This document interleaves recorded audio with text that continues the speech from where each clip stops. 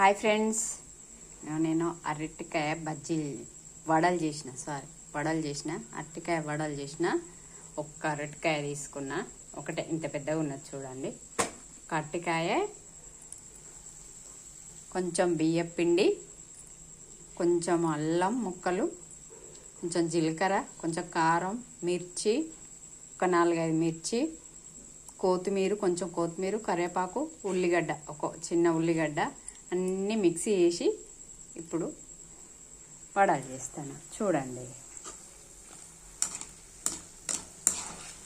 చాలా బాగుంటాయి, టేస్ట్ బాగుంటాయి.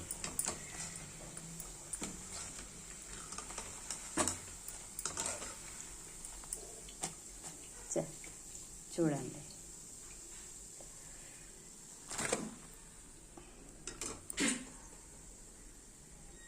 మా వీడియో నచ్చంటే ఒక్క లైక్ చేయండి, సపోర్ట్ చేయండి ప్లీజ్.